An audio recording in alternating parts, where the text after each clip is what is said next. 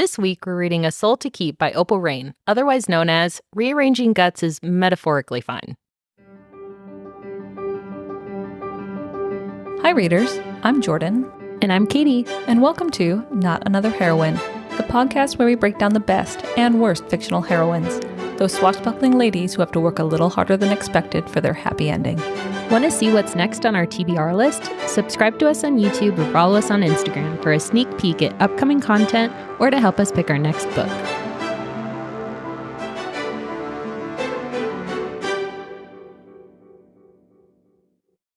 I don't even know where to begin. I love that the last two episodes have sounded like YouTube apology videos, but this one does need a YouTube apology video. Also, happy Halloween. Yeah, almost Halloween. Ooh, spooky. Oh, that was cute. We're going to dress up as Batman villains. Yeah, and then we also have secondary characters as Harry Potter characters. Yes. / students. I still think you need to be the herbology professor. Yeah, Professor Garlic. Aww. This is from the game, not the movies. Love it. Yeah, that is kind of a weird. So Jordan and I had a discussion at work and we're like, oh, we should do a fun, specific to Halloween episode for, the Monday before Halloween because it's perfect timing.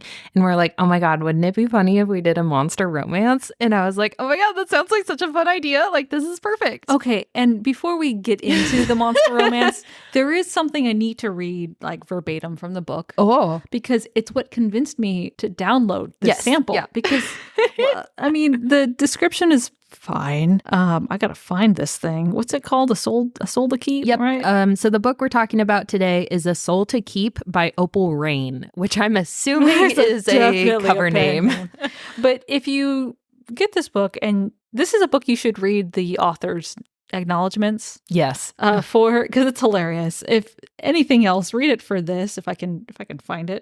Because here we go. I don't know if I can. I was like, you're really ballsy into this. To all the monster fuckers out there, this book is for you. Don't pretend that you've never wanted to be riled by some human-eating dark entity that has a skull for a face. You saw the cover, you knew what you were getting yourself into, and you still chose to open this book and read it. If that is not the best intro... Oh, 100%. I mean, I immediately flipped the page. Yep. I was like, I'm intrigued. She sent that to me and I'm like, well, this is going to be the one. And I don't know. I don't know if we're going to be able to talk about this. It's so explicit. Okay. So I feel like we should caveat it first. So Jordan got through the sample, which is surprisingly long though. It's like 50 pages, 40, 50. And I think this book is only like 300. Yeah. No, it's long. Remember? Oh it's shit. like shockingly we thought long. It was. I remember because I finished the sample. I'm like, there's no fucking way I'm buying this book. It is, wait for it, 544 pages. God damn. And also it has 4.17 stars with 27,000 ratings. So this is not like, we picked a rando one. No, like I looked on Goodreads, a Goodreads monster romance list, and this was like the second or third book that came up. Yeah. And I picked it because it had like a review that said this was a slow burn romance. You don't get to any of the like intimacy until 300 pages in. Yeah, we need to verbatim read that review. Do you have it up? Yes. Okay. A Soul to Keep is one slow burn romance between a Duskwalker, imagine Elias from TAMB. I don't know what TAMB is. No idea what that is. Furry body, wolf skeleton for the head, and Impala's horns on the top. Also a very unique, little stars, exceptional male anatomy, and the virgin sacrifice that lacks fear and deemed to be cursed by the villagers. So she verbatim said slow burn romance when Jordan, who read the sample, got a sex scene. Yeah, a very raunchy one too. And I want to say, okay, so I read more than I thought I was going to because I have Kindle Unlimited, so I got it for free. And I was like, okay, we're going to do this for the pod. Let me read through it. And I got to the first sex scene that Jordan tapped out at. And I was like, that's exactly what happened. I'm like, okay, so this is pretty like, whoa. But you know what? We're doing it for the pod. I've never read a monster romance. Like, let's see what it's all about. And I found out what it's all about. So I skimmed most of the rest of it. I think I got probably like the 70% mark before I tapped out. I was like, I don't think I can do this and still like look at myself in the mirror.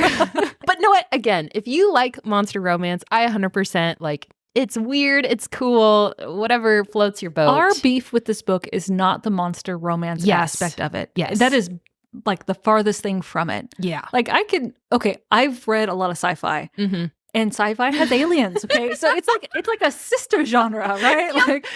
I was telling you when we were at Barnes & Noble, I think, about a really good sci-fi book, but the main character is a fucking orca. Like, I remember this. And it's good though, but like it's got that weird like monster type of romance angle to it. Mm-hmm. This book is just bad. Yeah, it's like weird. And if it's a Kindle Unlimited book, I get that you're just kind of like, it maybe doesn't have like the best round of editing and stuff, but there was like a lot of weird sentence structure, like, oh yeah, where you're like, this is wrong, but like not like totally obliquely wrong, but you're like, I've never heard that word used in that context. And then it like makes you question yourself and you like highlight it and you're like, no, that's not like a weird secondary usage of this. Some highlights, examples? Yes. Okay, this isn't necessarily like bad English. This is just bad. Bad. Jingle. Fuck. This took Jordan out. I was reading this on the couch and my partner was sitting next to me and I started reading aloud. And the what the fuck look, I can't even do it justice. So the heroine is getting dressed, prepared to be delivered to the monster. Mm-hmm. And so she's wearing this crown, and the crown is described as jingle bells that had been tied to the sides of her flower crown, chimed. Okay, so let's get into the synopsis so it makes more sense. This is like medieval times, and I am not, like a historian, but I'm going to guess that they didn't have jingle bells, or they didn't call them jingle bells. But like, also, what do bells do but jingle? Like, what other kind of bells are there? Of course, they're bells. Aggressive bells. I love that.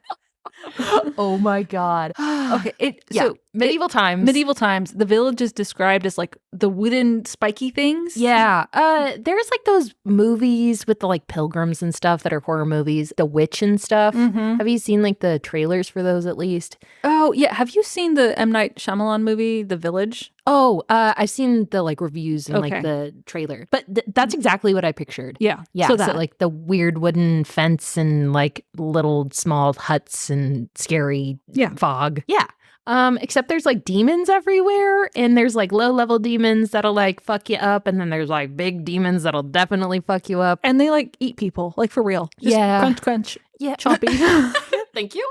And there's like flying ones too that'll like snatch you out of the air or like the ground. And they get bigger the more people they eat. Yeah. But then there's also these like crazy demons that are called dusk walkers, because demons can only come out at night. And so you have to be like really quiet and stay in your house. But dusk walkers can walk out at daytime. So they're like really not good. Except there's this one dusk walker that makes like a deal with one of the 3 villages every 10 years where he takes a girl or it could be a boy too. So like takes a person. And then in exchange, you get protection from like lower demons. And it's kind of like some hex thing. I'm seeing some similarities to the Cold King. I am too. Yeah. Ooh, I don't like that. And so our heroine, Rhea, her family was like murdered, but she wasn't killed. By demons. Like, yeah. Like super graphically, but she like wasn't killed for whatever reason. She was hiding. And so she's ostracized now because everybody's like, why weren't you taken? You were the evil Amen or something. Yeah. I think it's a good point to mention here is the level of description, how graphic it is. Yeah. It's not just the sex. So this is very clearly an adult book. Yeah. But the violence is also very graphic. Yeah. So when they're describing how, as a child, she witnessed her family being murdered by demons, it gets into the level of like blood splattering across her face and limbs getting ripped off and chewed on. Like, it's really vivid. Yeah. And it's also like, I don't know that I need that. No. Like, I get it. Okay, scary demons ate her family. And she's been ostracized. She has her own house. She can't touch anything that other people do. They like dump food in a circle for her to grab, and she doesn't talk to anyone. Did you feel like her background was really skimmed over? Yeah. Like, there's a lot of plot holes in how she fits into the village. Yeah, because so I will say, this is going to sound really fucking brutal, but it's medieval times, or allegedly. Why didn't they just kill her? Right? Because I mean, if you're doing all this crazy shit, like sacrificing a person every 10 years to like protect your village, like you're really telling me you're just going to like take in this girl and be like, And yep, feed her for free? Like, her entire life? Yeah. And they kind of said like, oh, it would be, bad luck to send her out. But it's like, that feels Doesn't fit. fabricated. Yeah, it's designed to move the story along. Yeah. And so, of course, she's beautiful, curvy, blonde hair. I pictured like Cameron Diaz. I could see that. Yeah. But like a heftier version of Cameron Diaz, Yeah. I think. I don't know. Who knows? She's got like a upturned nose, so she looks cute yeah. and like perky. Sorry. Sorry. We don't relate to perky very well. And so she's being dressed because they obviously have picked her as the sacrifice or whatever, and they have backups just in case. And so they like walk out of the town. The dusk walker comes up, and he's like 8 feet tall, super tall, has like a black like robe thing on. He looks cool. Yeah. Like, I appreciated the description. He's like interesting because he has a skull for a head, and it's like not a fox skull, Like a wolf skull. Yeah. But the eyes are interesting because he doesn't have eyes. He has like floating orbs in the like sockets of where the eyes should be. And I think they're blue normally. Yeah. And then he has giant impala like antlers, which like kind of freaky. Like, this is giving me a little bit of like Something to nightmares. hold on to. Yes. I think she even says that at some point. Oh my god. Yeah. And so everything's fine. He comes out and he's like, okay, yeah, this is your sacrifice or whatever. And he first noticed because it kind of dual POV, sort of. A little bit, yeah. This is third person. Okay, yeah. He like doesn't smell that much fear from her.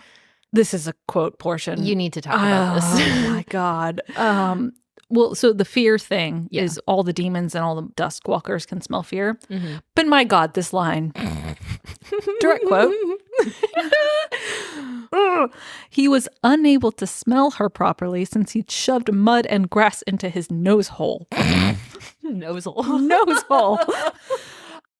You couldn't think of any better word, any better way to describe the fact that he couldn't smell anything. Yeah, because I will say, so that this book felt like it was written by like narration, and like that was the first thing that came to mind instead of like any other descriptive word for nose holes, and then never went back to. It feels like it's written by a child. A little who bit. Doesn't have the vocabulary to write a book? Yeah, because there's another one where he's like talking about like exhaling, and the word is like expire, and I was like, to die. There was a lot of. I'm gonna look for some of these. Misplaced English because they're almost kind of funny. Like I was like, wait, what? Yeah. So he is kind of shocked because he's like, why is she not scared? Like that's so weird. There's a really bad one in the first like 30 pages somewhere. I know. Should have wrapped the warm meat of her slim body. Ugh. I don't know why my voice. I think that required that. Oh my god, there's so many. You will become my newest human, snowy one. Because that's the other thing is he's like obsessed with her like hair and pale skin because she doesn't get to go outside that much. Last quote though, to kind of speak to the quality of the English here. Yeah. There's a lot of this type of air. And so here's the quote. What will you do dependent on each answer? With a question mark. That's the quote. What? So I think what it is what will you do? I don't know. I don't know what's trying to be said. Will what you do depend on my answer? I think is perhaps what they're trying to say. Yeah. But like those are the types of grammatical errors. Yeah. Yeah, because it just needed a really good, like, vigorous edit. Like, even send it through, like, Grammarly. Anything. Yeah, so he picks her because she's, like, doesn't smell fear that much. And she's kind of, like, snarky, of course, because she's the main heroine of this. And he kind of is like, okay, follow me. And then there's this, like, land, and there's a big forest thing in the middle where all the demons hang out. It's called, like, the Vale. And so they're walking through the forest to get to this because that's where he lives. And et cetera, et cetera. He's like, she's just hanging out behind him, but he walks really fast and she's like stumbling and falling. She's like, oh my God, you she's need to walk barefoot slower. too, and yeah. For some reason. Then it's like snowing outside. But then he like picks her up and that's how he carries her. And then she's like, oh, but he like kind of smells good. Which like,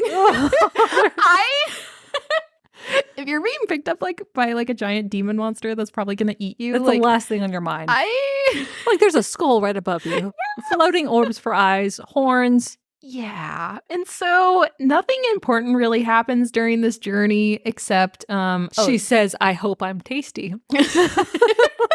That's the important part.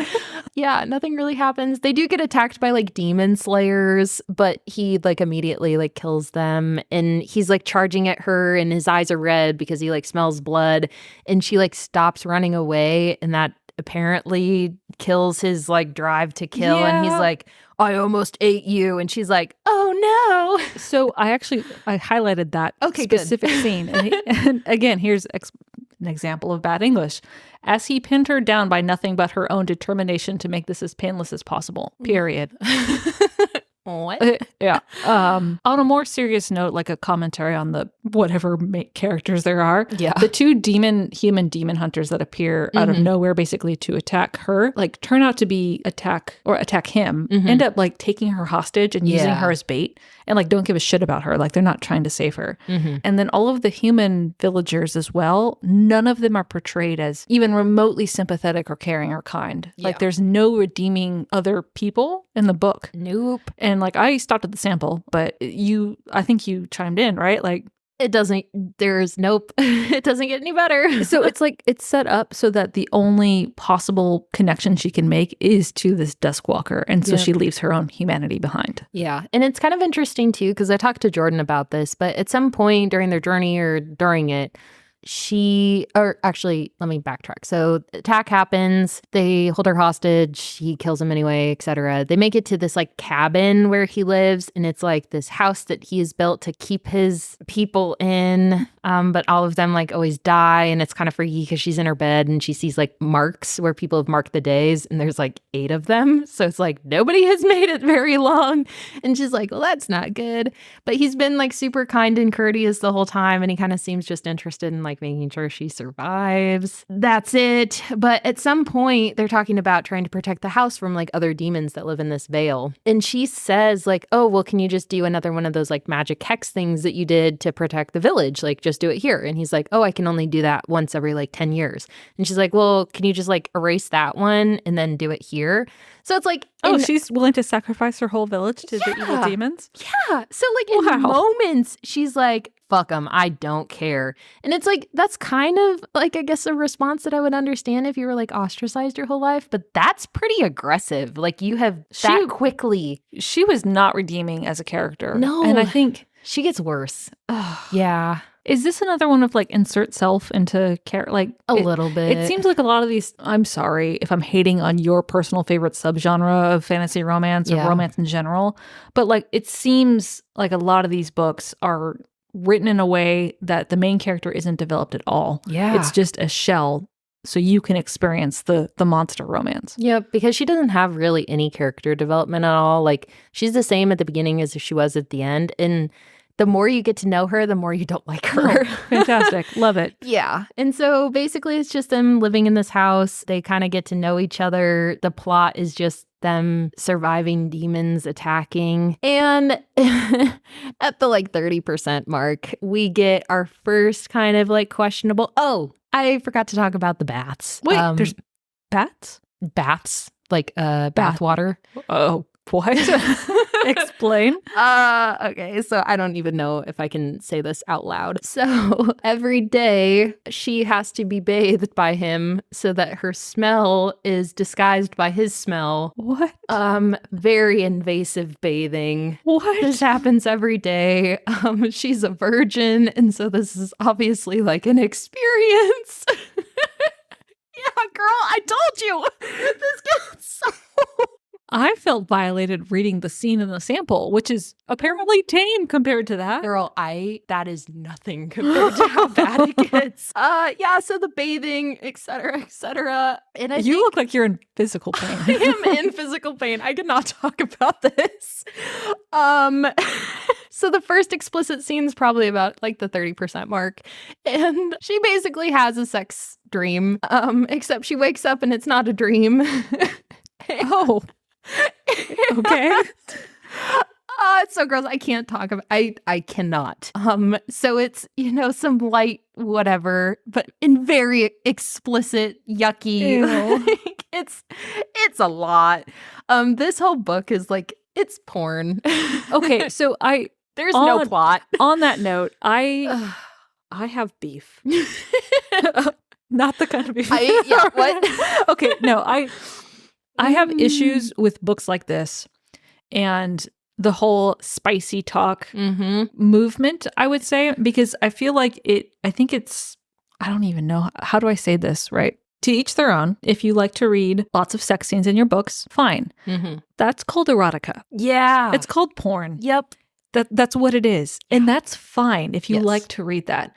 I have problems with that and romance books being called the same thing. Yep, because there's no romance. No. Romance is like the development of a relationship between two characters or even multiple characters. It's the development and fostering of a relationship. Yep. Throughout the course of a plot. Yeah. And it either plays a bigger role or a smaller role depending on like the genre of romance you're in. Yeah. And all of this spicy talk, monster romance, like, this is not romance. It's just a bunch of sex. Yeah. And like, there's moments where we kind of get the relationship developing. Like, he's never had a human that's been like interested in hanging out with him or learning things from him. And she's like, oh, nobody's ever like talked to me.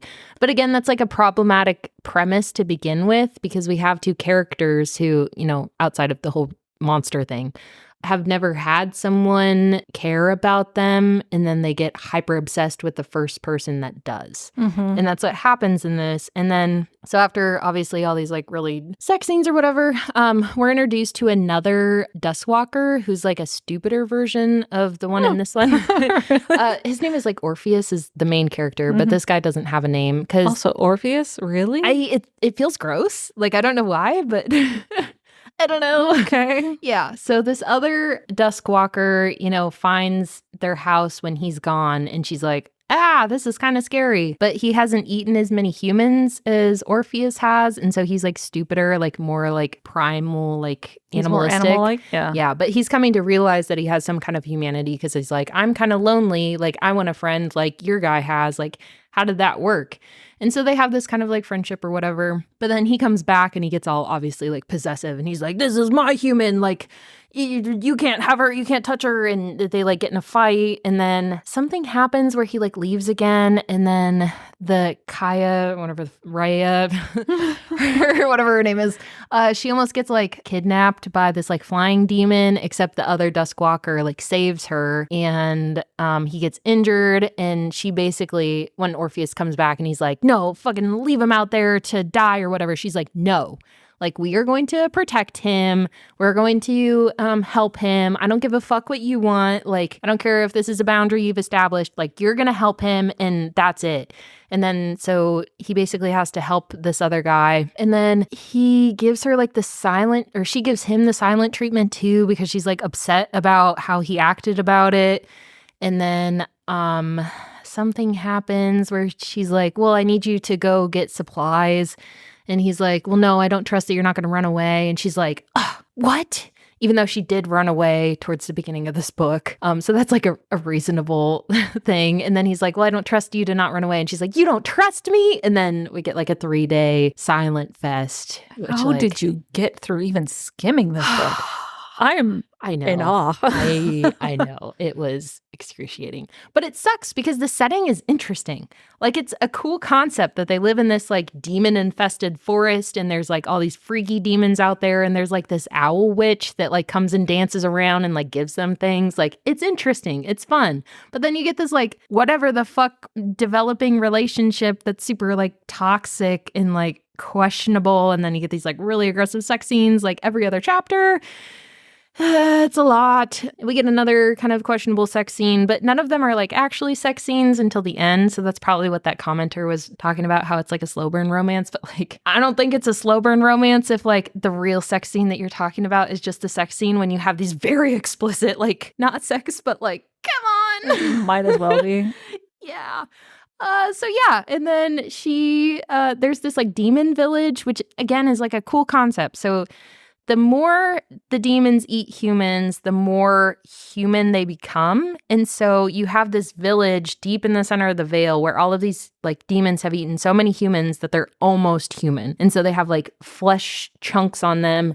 They can like speak, they create music, they write, they're like obsessed with things that humanity has done. And they have like emotions and they can live together without trying to kill each other because they're like basically humans. And it's an interesting concept. And so they like go and visit this like demon village, but it's just all about like getting her stuff. And like it's not really explored about like how that even happens. That's a really like good idea. It's interesting because it's like all the like philosophical discussions on that. Like you have a demon that is becoming more human, and like when do you get to the point where you feel regret for all of the people that you've killed? You know what I mean? Mm-hmm. Like that would be a fun discussion with like Orpheus. He has a little bit of like self-hate instead of just being like, I don't want to be lonely. But yeah. And then there's some allusions to like a previous relationship that Orpheus had, and it really is just the only use is to make her jealous. Oh God. And self-conscious. I did like that Orpheus mentions in the very beginning when he's going to pick up his village tribute that he has taken both men and women. Yeah. And the village prepares 3 tributes. So Rhea and then 2 backups, a man and a younger gal. Mm-hmm. Which, okay, cool. It was interesting. Yeah. Equality. Mm-hmm. Great. Exactly. But that's really the only plot. And then I didn't get to the end, but like I was looking through reviews and I guess the love interest like somehow comes back, but she tries to like help Rhea escape, but she's like, I don't want to escape. Oh, female love interest? Yeah, the previous one who... Oh, Orpheus is female. Yeah. I was intrigued because I thought Rhea might have had like a real person? Nope.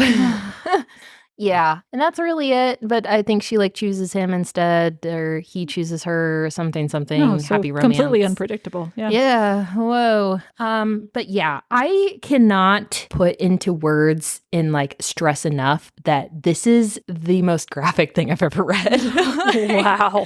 It is. I don't feel the same. Like so when we came into work and I just look over and Katie's in her like frozen arms mode, like your arms were like way in the air. You look like you were on the point of tears, and you asked me, "Did you finish it?" I was traumatized by this book. And it's hard because I think with monster romance, like you want to know what the appeal is. And I was like, you know what? I want to know what people think are interesting about these books. I'm going to give it an honest try. And so I got so far even with skimming. And the actual sex scene is the weirdest. Like, I feel like I'm going to cry. You look like it. I will just leave it at he does not have the same anatomy that regular humans do. And I will leave it at that. Oh my God. It's Kindle Unlimited, so you can give it a shot. I wouldn't give it a shot because this is outside of my comfort zone. This is a far cry from the heroines of Crown Duel and Graceling and Poison Study. Yeah. But it's crazy because I thought the Grace Draven was some like pretty hefty, like, wow, this is some smut. No, that is YA compared to this. These are not. This is erotica. Yeah. Come out and say it. This is not a monster romance. No. This is not fantasy romance. This is like monster erotica. Yeah. And it should be an actual category. Yeah. Well, I just wish. Can you imagine if Barnes & Noble like relabeled their tables with erotica? Yeah. Like they're in the middle of the store, but that's what it is. Yeah. Yep. Okay. And this is not to say that you can't read that, that it's wrong to enjoy that. Yes, enjoy. There was a person running by that was very handsome. Anyways, continuing. But yeah, so because when we were just there, they have their fantasy romance section. They have the fantasy sci-fi section. Yeah. They have the YA fantasy sci-fi section. Yeah. Then they have there's like a weird name for it. It's like a what is it? Easy print or it's like thin cover. It's the paperbacks that are slightly bigger than the mass market paperback books. Yeah. That have a little bit more, I don't know, spice. It's an excuse to charge $15 for a paperback rather than $8. Mm-hmm. But in that like section, they have the tables of like spicy talk, and it's all labeled as romance. Yeah. Because again, like this, there's no plot. It's all based on their relationship growing. And so that would make you think this is romance. Mm-hmm. But like there's not really any, like, yeah, they're gaining trust in each other. Yeah, like he's doing nice things for her and she's doing nice things for him. But it kind of felt like roommates that got horny and then all of a sudden they have a happily ever after. You know what I mean? Like there's no actual like tension romance of like the things you enjoy about romances. It's just smut. So I feel a little bit traumatized. I'm glad I didn't finish it. Honestly, like I almost want you to read just that scene so you can be also traumatized. Yeah. No. Yeah. Absolutely not. I'm one of those share the trauma. Yeah. So if you want to step into monster erotica, because we're gonna call it what it is, this is full into the deep end. This is like Jaws. Like you were jumping into the ocean. I will say though, don't fucking pay for it. Yeah, like don't. Go online. You can. There's plenty of free erotica online. Yeah, like it's out there. Yeah, I don't know. I think I was too traumatized by this to ever like maybe go back to regular like actual monster romance. But like maybe one day. Is there monster romance out there?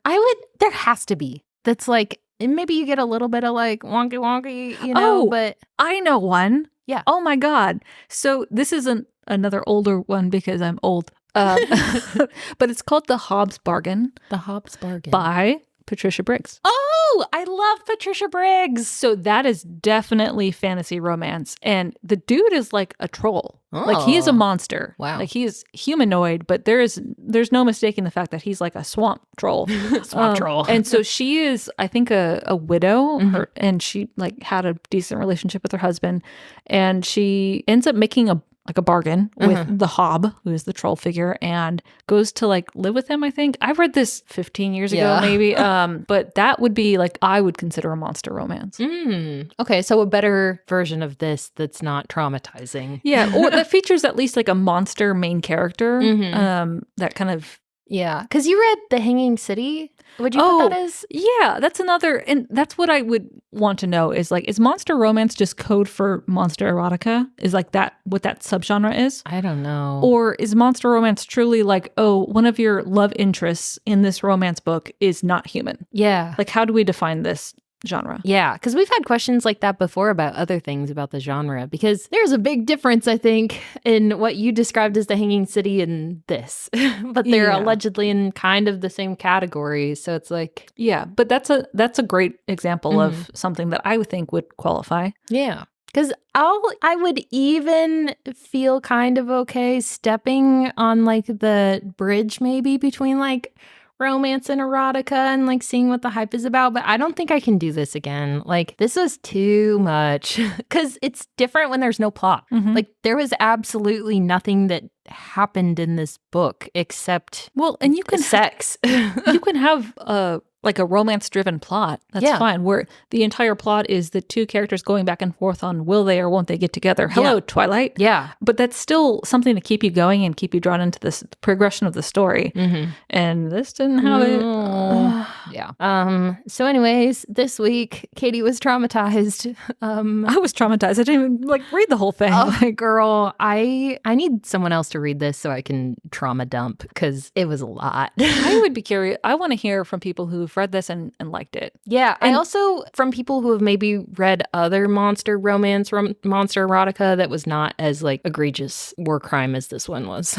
Yeah. And I want to be clear. Like, I would not, and I do not want to seem like we're shaming people who like these kinds of books, who like to read erotica. Yeah. If that's what you like, that's what you like. Yep. And that's fine. Like that's your escape. So that's why I would be curious to hear from people like, oh, if this is a good example of something from that type of book, do you like it? Do you dislike it? Because I feel like outside of my, trauma from some of these smut scenes, the basic book behind it was lacking certain foundational tenets that make it readable. Like the English wasn't good. There was some of the sentence structure was just like, I don't know what the fuck you're trying to say. And like the character development was lacking. The, main character, Rhea or whatever, was a Mary Sue, but like a not fun to be around Mary Sue. Like, she had negative character traits, which again is fine. You can have a character that has negative traits, but you have to have some kind of reasoning or some kind of like character arc, and there's no character none of arc. that. There's no development. It's just a playground for smut. Where did all the reviews come from? That's what I mean, because, oh my God, we have some of them. Let's see. Though I will say some of these reviews that I picked out were like, I 100% agree, which is making a book 500 plus pages when there's barely any actual plot or proper world building should be illegal. Because I agree with that. 100%. Yep. And then another one, which let me mildly traumatize our readers really quick, and Jordan. Oh no. The sex, surprisingly, ? Which was described in a way that sounded painful rather than hot. Rearranging someone's guts, metaphorically, is fine, but What? literally, geez Louise, no thanks. That happened. That was a thing that happened. Yep, so we're going to leave you on that What? note. Jordan is like trembling in fear. Oh my God. Yes. Now you know why I'm traumatized. So, okay. Let's do something nice for our readers, and let's talk about what we'll be reading next, which is Yeah. way better. Yep. So I think upcoming, our next book is an investment. Yes, it is. If you haven't read it, I'd be shocked. Yeah. This Well, is the big banger. This is the end of season celebration. Yep. Welcome to Akatar. Woo! I'm actually kind of excited. I am too. I've only read it once. Really? Yeah. Oh, I've read it like 3 or 4 times, which Oh, is man. maybe embarrassing, but I'm not embarrassed. It's so popular for a reason. Like, I think it's on 5 different shelves in Barnes & Noble. Like, Yep. it's scattered throughout the store. It's and there's like impossible different to miss. versions Yeah. too. I caved and I bought the special edition, the really pretty one. Oh, yeah. Just because it's beautiful. That's fair. There are some amazing like book binding of Akatar too. Like, I saw one that someone had crystallized a version of Akatar, so it was like completely like crystallized with like roses and stuff. It was so cool. Oh my God. Yeah, these people on Bookstagram are crazy. Like, how do you do these beautiful things? Yeah. Yeah, but we're also reading Akamath too, because it's kind of like a duology. They need to, almost. yeah. And you can read both of those and not finish the series and be satisfied, Yeah, I think, with yeah. those 2 books. Because did you read the like Christmas special one? No, I did read through, like, I read all the books up until Nesta's story. Oh, you didn't read Nesta's? I tried. Oh, I finished. Wait, read through? So all the books that go up to, I think it's like 4 or 5 books, Really? right? When is Nesta, A Court of Silver Flames? Yeah. Oh, there is another one after Akamath, isn't there? Yeah. Is there 2 more? I guess we're going to find out right now. Because it's like Wings and... There is A Court of Wings and Ruin. Okay, so that's the Third book. Okay, so there's 3, and then A Court of Silver Flames, which is Nesta's story. Okay. Because the third one, I think I've only read it once, and I was like, what is this? I think it's just filler. Like, Yeah. oh, you want to read about these characters some more?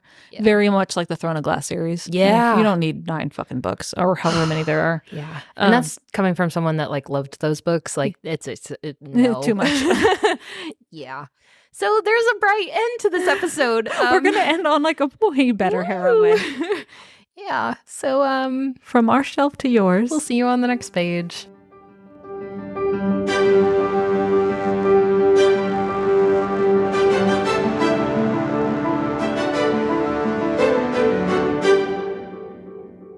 Hi, readers. If you'd like to help us pick our next book, send us a message on Instagram. Or if you'd like to just listen, we post new episodes every Monday and Wednesday on Spotify, Apple, and Amazon. Thanks for listening. Bussin'.